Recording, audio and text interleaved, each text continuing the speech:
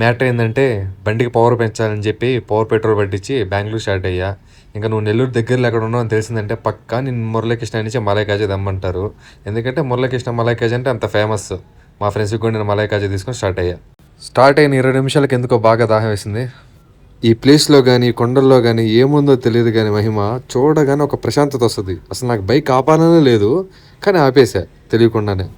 పెద్దానికి ఇక్కడి నుంచే దండం పెట్టుకొని ఇక మళ్ళీ స్టార్ట్ అయ్యాను. చంద్రగిరి దాటాను, మధ్యలో వర్షం పడింది, ఒక చిన్న స్టాప్ వేసుకున్నాను. ఎప్పుడు ఎక్కడ వర్షం పడుతుంది అస్సలు అర్థం కావట్లేదు. ఇంకా క్లైమేట్ బాగుందని చెప్పి బండిని ఒక 2 ఫోటోలు ఒక వీడియోలు తీశాను.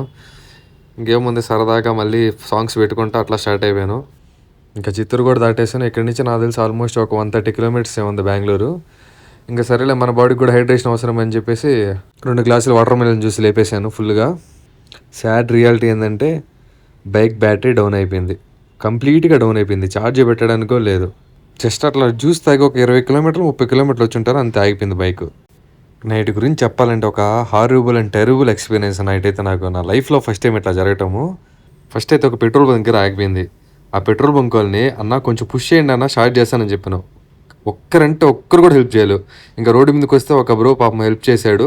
మెకానిక్ షాప్ దగ్గరికి వెళ్ళి కొంచెం స్టార్ట్ చేసుకుని మెల్లిగా స్టార్ట్ అయిపోయాను. అదేమైందంటే కరెక్ట్గా ఒక 30 కిలోమీటర్స్ వచ్చి ఉంటాను అంతే ఎగ్జాక్ట్గా. మళ్ళీ ఆఫ్ అయిపోయింది బైక్. నాకు అర్థమైపోయింది ఇంకా కంప్లీట్గా బ్యాటరీ డెడ్ అయిపోయింది, ఇంకా స్టార్ట్ కాదనుకున్నా. ఇన్ కేస్ నేను అక్కడ స్లో చేయకుంటే ఖచ్చితంగా పడిపోయి ఉండండి. మొత్తం గ్రావెల్ ఉంది అక్కడ. మళ్ళీ పుష్ చేసి ట్రై చేశాను, స్టార్ట్ అవుతుందేమో, అస్సలు స్టార్ట్ కాలేదు. ఇంకా డాబా దగ్గరికి ఆగిపోయాను.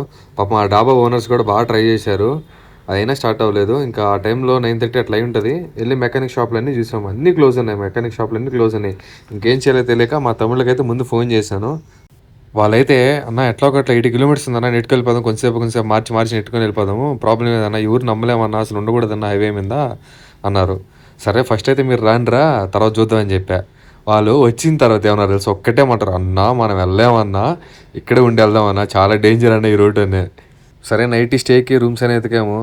ఆల్మోస్ట్ 12:30 అయిపోయింది, ఎక్కడ రూమ్స్ ఇవ్వలేదు. అండ్ ఏమో మరి ఎక్కడికి వెళ్ళినా కానీ ఖాళీ ఉన్నాయి కానీ వాళ్ళు ఏమి ఇవ్వలేదు. తిరిగి లాస్ట్కి ఏం చేసేది ఏం లేక వచ్చి ఆ డాబాలోనే స్టే చేసాము.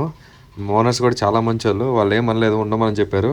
వీడేంటి బ్యాటరీ పోయిందని చెప్పి మొత్తం బండి మొత్తం తిప్పిస్తున్నారు అనుకున్నావా? మ్యాటర్ ఏంటంటే లోపల మ్యాగ్నెటిక్ కాయిల్ కాలిపోయింది ఇంజిన్ లోపల. ఒక సైడ్ మొత్తం కంప్లీట్గా కాలిపోయింది, మీరే చూడండి ఎట్లా ఉందో.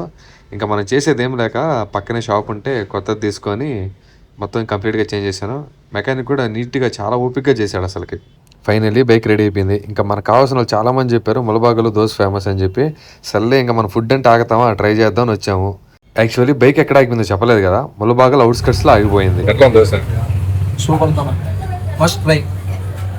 ప్లెయిన్ దోశ అయితే 70 రూపీస్, మసాలా దోశ అయితే 75 రూపీస్. కోవా కూడా బాగుంది. మీరు ఎప్పుడైనా ములబాగలోకి వస్తే ఖచ్చితంగా ట్రై చేయండి. ఇంకా ఫుల్గా తినేసి మళ్ళీ స్టార్ట్ అయిపోయాము. ఒక చిన్న ఫన్నీ ఇన్సిడెంట్ ఏంటంటే నైట్ జరిగింది. నైట్ డాబాలో పడుకున్నాం కదా, 2:30 అప్పుడు సౌండ్లు వస్తా ఉన్నాయి, మనుషులు నడుస్తున్నట్టు అట్లా సౌండ్ వస్తాను. నేను మా తమ్ముడు లేచి చూసాము, బయట చూస్తే మనుషులు ఏం లేవు. ఓనర్స్ ఏం చెప్పాడంటే కోతులు తిరుగుతుంటాయని చెప్పాడు. మాకేం కోతులు ఎక్కడ కనపడలేదు. దాని తర్వాత మార్నింగ్ లేచిన తర్వాత ఆలోచిస్తే అర్థమైంది, ఆయన ఇండైరెక్ట్గా చెప్పాడు ఏమేడో తిరుగుతున్నాయి, మీరు జాగ్రత్తగా పడుకోండి అని.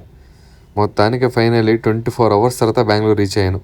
నీ అద్భుతమైన చేతితో అట్లా సబ్స్క్రైబ్ చేసుకోమావా.